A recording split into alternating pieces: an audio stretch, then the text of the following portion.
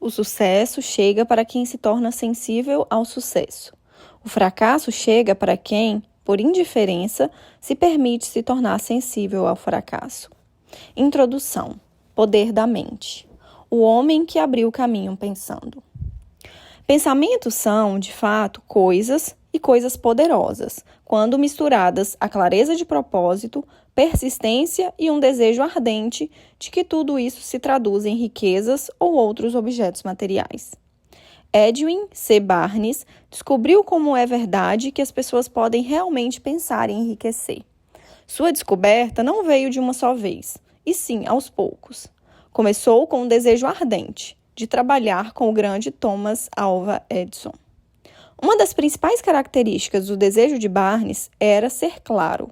Ele queria trabalhar com Edison, não para Edison. Se observar com cuidado a descrição de como ele procedeu para transformar seu desejo em realidade, você compreenderá melhor os 13 passos que conduzem à riqueza. Na primeira vez em que esse desejo, ou impulso de pensamento, surgiu na mente de Barnes, ele não tinha condições de torná-lo realidade. Duas dificuldades se interpunham no caminho. Ele não conhecia Edison e não tinha dinheiro suficiente para pagar a passagem de trem até Orange, Nova Jersey, onde ficava o laboratório do cientista. Essas dificuldades teriam bastado para desencorajar a maioria das pessoas de empreender qualquer tentativa para transformar o desejo em realidade. Mas aquele não era um desejo qualquer. Barnes estava tão decidido a arrumar um jeito de torná-lo realidade que, em vez de se render ao fracasso, acabou decidindo viajar como bagagem. Em outras palavras, ele foi até East Orange a bordo de um trem de carga. Barnes apresentou-se no laboratório de Edison e anunciou que fora até lá para trabalhar com o inventor. Anos mais tarde, ao falar sobre seu primeiro encontro com Barnes, Edison disse: "Ele estava ali na minha frente, parecendo um vagabundo qualquer, mas algo em seu rosto transmitia a impressão de que estava determinado a conseguir o que fora buscar." Anos de experiência me levaram a aprender que, quando alguém realmente deseja algo de modo tão profundo que está disposto a arriscar todo o seu futuro num único lance para consegui-lo, ele vai vencer. Eu lhe dei a oportunidade que me pediu, porque vi que ele estava decidido a aguardar até conseguir. Os acontecimentos subsequentes mostraram que eu não estava errado. O que exatamente o jovem Barnes disse a Edison naquela ocasião é bem menos importante do que aquilo que ele pensou. O próprio Edison afirmou isso. Também não foi a aparência do rapaz que lhe permitiu começar a trabalhar no escritório de Edison, pois ela definitivamente depunha contra ele. O importante era o que ele pensava. Se o significado dessa afirmação pudesse ser transmitido facilmente ao leitor, não haveria necessidade de ler este livro. Barnes não conseguiu sua almejada sociedade com Edison nessa primeira conversa. Conseguiu uma oportunidade de trabalhar no escritório do cientista mediante um salário muito modesto. Fazia um trabalho sem tanta importância, mas que deu a Barnes a oportunidade de exibir sua mercadoria num lugar em que seu sócio pretendido pudesse vê-la. Meses se passaram. Aparentemente, nada aconteceu para que fosse alcançada a cobiçada meta que Barnes havia fixado em sua mente como seu objetivo principal preciso. Mas algo fundamental estava acontecendo na mente de Barnes. Ele estava intensificando seu desejo de se tornar sócio de Edison. Psicólogos já sugeriram que, quando alguém está verdadeiramente pronto para alguma coisa, essa coisa surge. Barnes estava pronto para uma sociedade com Edison. Além disso, ele estava decidido a continuar pronto até conseguir o que buscava. Ele não pensou: puxa, de que adianta? Acho que vou deixar para lá e tentar um emprego de vendedor. O que pensou foi: eu cheguei até aqui para conseguir uma sociedade com Edison e vou alcançar esse objetivo mesmo que isso leve o resto da minha vida. Ele estava falando sério. Que história diferente as pessoas teriam para contar se apenas adotassem um objetivo claro e se ativessem a esse objetivo até ele se tornar uma obsessão que as consumisse por completo. Talvez o jovem Barnes não soubesse disso na época, mas sua determinação e sua persistência em se ater a um único desejo estavam fadadas a destruir todas as dificuldades e a lhe trazer a oportunidade que ele estava buscando. Quando a oportunidade apareceu, surgiu num formato de uma direção diferente da que a Barnes imaginava. Essa é uma das características da oportunidade. Tem o hábito dissimulado de entrar pela porta dos fundos e muitas vezes surge disfarçada, na forma de um infortúnio ou de uma derrota temporária. Talvez seja por isso que tanta gente não a reconhece. Thomas Edison havia acabado de aperfeiçoar uma nova ferramenta de escritório, conhecida na época como máquina de digitar de Edison, o que mais tarde viria a se tornar o ditafone. Sua equipe de vendas não estava muito entusiasmada com a novidade.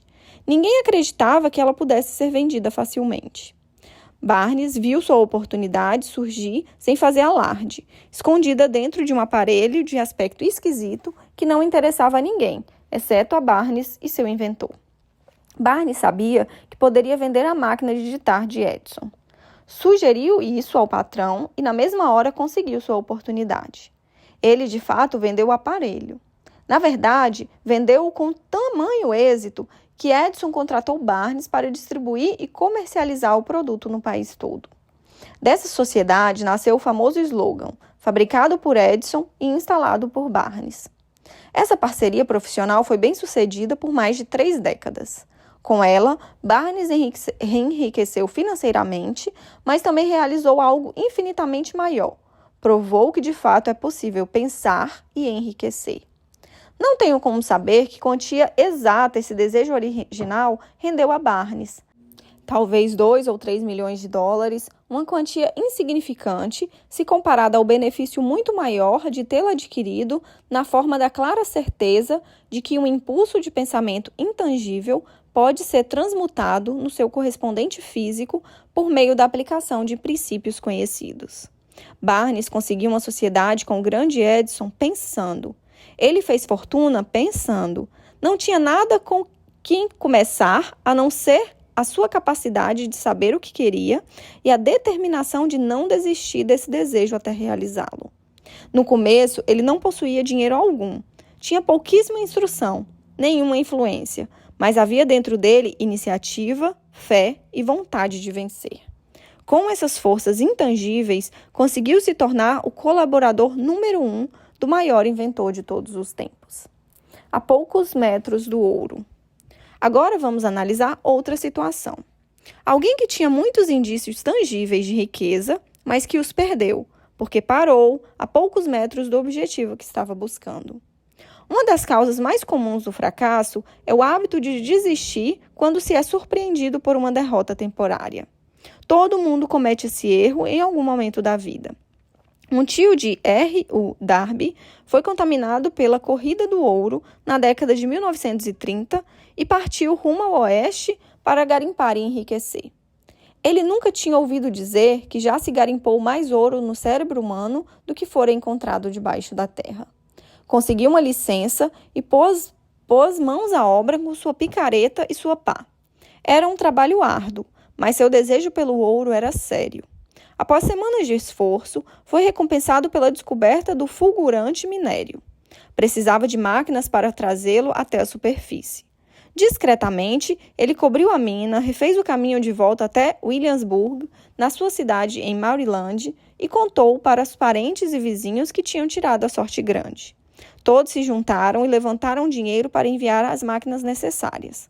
O tio e Darby voltaram para trabalhar na mina. O primeiro vagão de minério foi garimpado e despachado para uma fundição.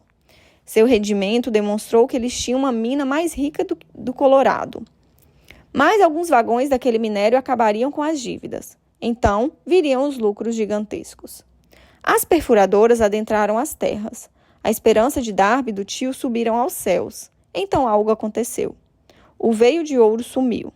Eles tinham chegado ao fim do arco-íris e o pote de ouro não estava mais lá. Seguiram perfurando, tentando desesperadamente encontrar o veio outra vez, mas de nada adiantou. Por fim, eles resolveram desistir. Venderam as máquinas a um sucateiro por umas poucas centenas de dólares e pegaram o trem de volta para casa. Alguns sucateiros são ignorantes, mas não aquele. Ele chamou um engenheiro de mineração para inspecionar a mina e fazer alguns cálculos. O engenheiro afirmou que o projeto tinha fracassado porque os donos da mina não sabiam o que eram linhas de falha. Seus cálculos mostraram que o veio poderia ser encontrado a apenas 1 metro de onde os Darbys tinham parado de perfurar. E foi isso que aconteceu. O sucateiro faturou milhões de dólares com essa mina porque teve o tino de pedir conselho a um especialista antes de desistir. A maior parte do dinheiro usado no maquinário havia sido obtido graças aos esforços de R.U. Darby, na época um rapaz muito jovem. O dinheiro veio de seus parentes e vizinhos que botaram fé nele. Ele reembolsou cada dólar, mesmo levando anos para fazê-lo. Muito tempo depois, Darby recuperou essa perda ao fazer a descoberta de que o desejo pode ser transmutado em ouro. Isso ocorreu depois que ele entrou para o ramo de seguros de vida. Lembrando que tinha perdido uma imensa fortuna por ter parado a 1 metro do ouro, Darby utilizou essa experiência no trabalho, empregando o simples método de dizer para si mesmo: eu parei a 1 metro do ouro, mas nunca vou parar porque as pessoas dizem não quando lhe peço para comprar um seguro. Darby fez parte de um seleto grupo de menos de 50 pessoas que vendiam mais de $1 milhão em seguros de vida por ano. Ele devia essa persistência à lição aprendida com sua desistência no ramo da mineração. Antes de o sucesso acontecer, as pessoas com certeza experimentarão muitas derrotas temporárias e talvez alguns fracassos. Quando a derrota domina alguém, a coisa mais fácil e mais lógica a fazer é desistir. É exatamente isso que a maioria faz. Mais de 500 dos indivíduos mais bem-sucedidos dos Estados Unidos me disseram que seu maior sucesso ocorreu apenas um passo à frente do ponto em que eles tinham sido surpreendidos pela derrota. O fracasso é um farsante dotado de um aguçado senso de ironia e astúcia que adora nos dar rasteiras quando o sucesso está quase ao nosso alcance. Uma lição de persistência por 50 centavos. Pouco depois de se formar na Universidade das Agruras da Vida e decidir tirar proveito de sua experiência no ramo da mineração, Darby teve a sorte de estar presente numa ocasião que lhe provou que nem sempre não quer dizer necessariamente não. Certo dia, à tarde, estava ajudando um tio a moer trigo numa moenda antiga. O tio era proprietário de uma grande fazenda na qual viviam muitos meeiros negros. Sem fazer barulho, a porta da moenda foi aberta e uma criança, filha de uma das famílias dos arrendatários, entrou e ficou parada perto da porta.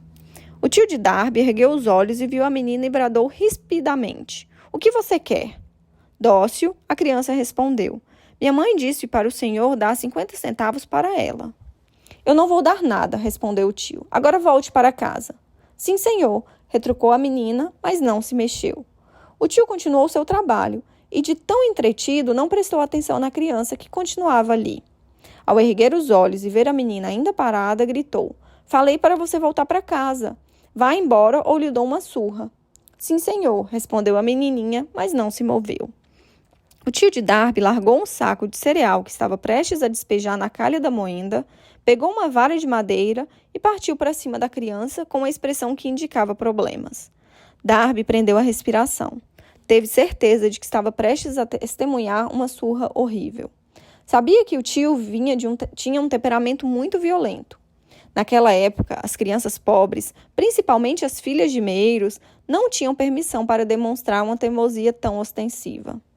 Quando o tio alcançou a menina, ela rapidamente deu um passo à frente, olhou para cima bem dentro dos olhos dele e berrou em plenos pulmões com sua voz esganiçada: "Minha mãe precisa desses 50 centavos."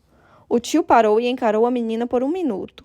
Vagarosamente pousou a vara no chão, enfiou a mão no bolso, pegou a moeda e entregou a ela. A menina pegou o dinheiro e recuou devagar em direção à porta, sem tirar os olhos do homem que acabara de dominar. Depois que ela saiu, o tio de Darby se sentou numa caixa e passou mais de 10 minutos olhando para o nada.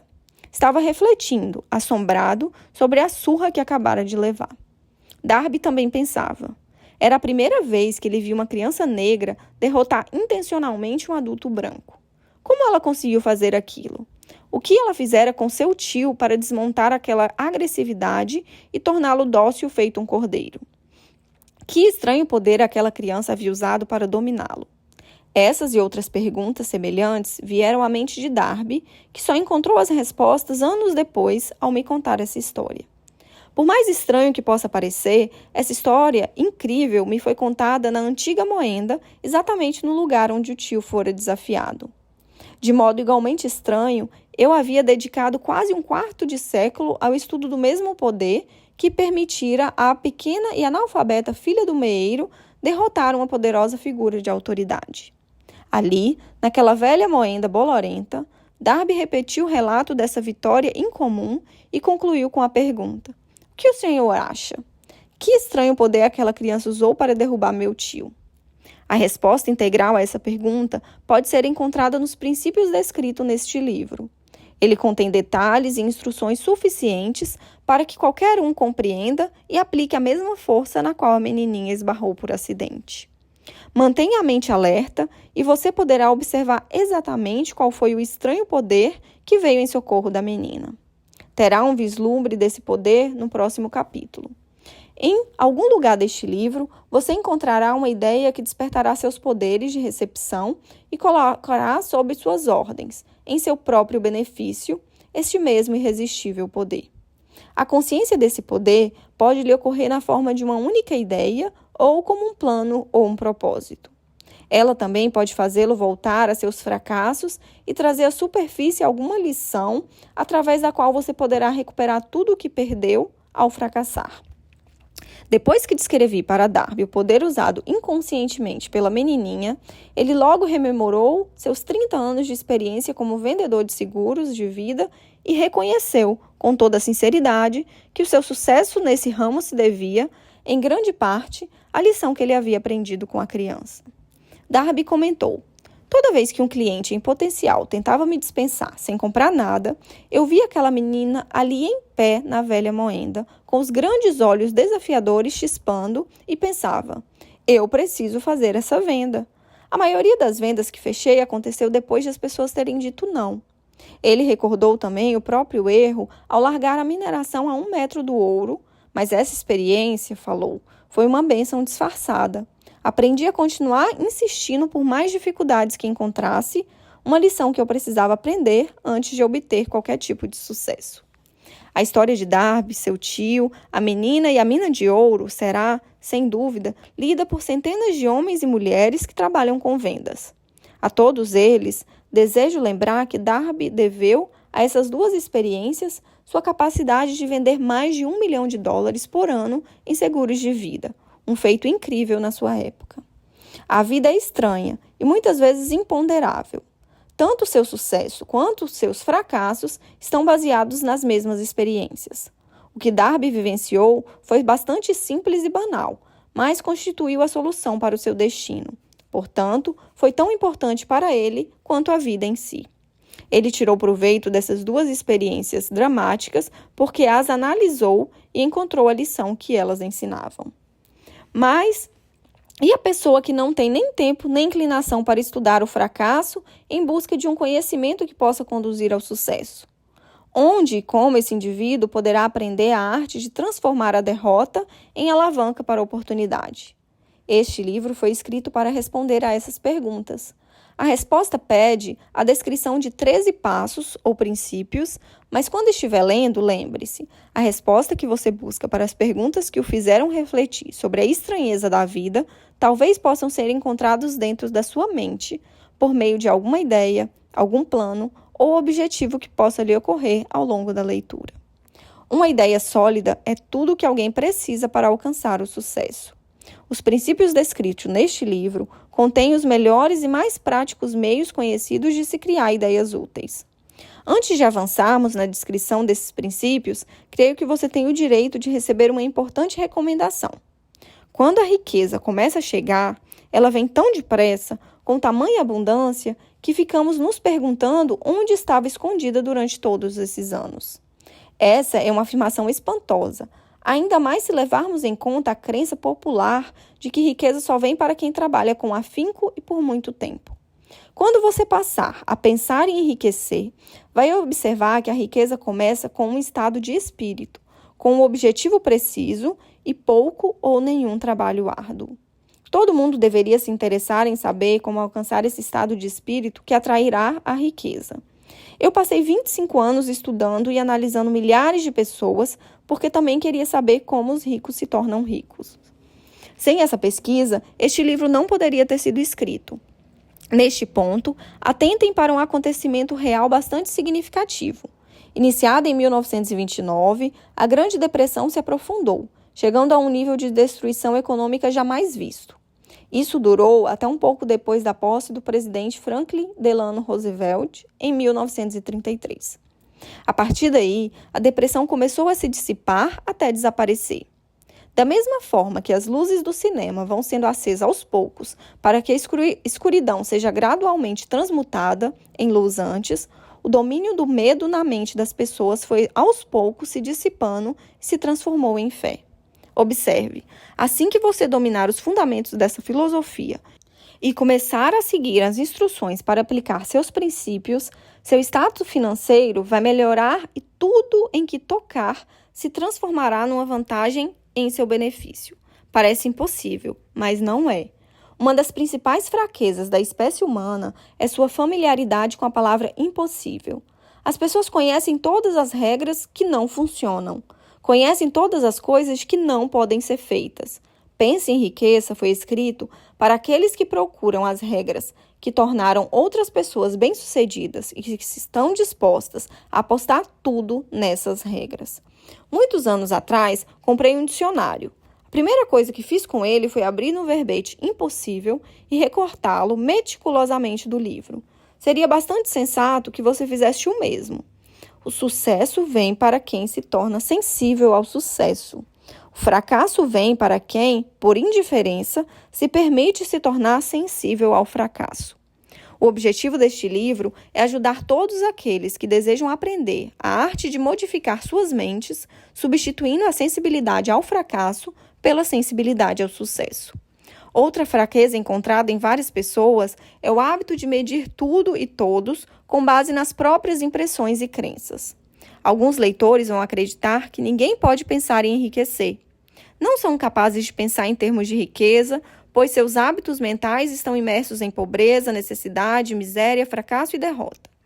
Essas pessoas pouco afortunadas me lembram um célebre asiático que veio aos Estados Unidos para receber uma educação típica norte-americana. Estudante, ele frequentou a Universidade de Chicago. Certo dia, o reitor William Rainey, ao encontrar esse rapaz no campus, parou para conversar com ele por alguns minutos e perguntou qual lhe parecia ser a característica mais perceptível do povo americano. Ora, exclamou o estudante, os olhos. O que o caucasiano típico diz sobre as pessoas de origem asiática? Nós nos recusamos a acreditar, ou então consideramos esquisito, aquilo que não é conhecido ou que não compreendemos. Acreditamos tolamente que nossas limitações são a medida correta das limitações. É claro que os olhos dos outros podem parecer diferentes, porque eles não são iguais ao seu. Milhões de pessoas olham para a conquista de empreendedores altamente bem-sucedidos, como Henry Ford, depois de eles terem chegado lá e os invejam devido à sua boa fortuna, à sua sorte, à sua genialidade ou ao que quer que seja aquilo a que acreditam a riqueza desses empreendedores. Talvez uma pessoa em cada 100 mil conheça o segredo do sucesso empresarial e aqueles que o conhecem são humildes demais ou relutam em falar nele por causa da sua simplicidade. Um único evento vai ilustrar de modo perfeito esse segredo.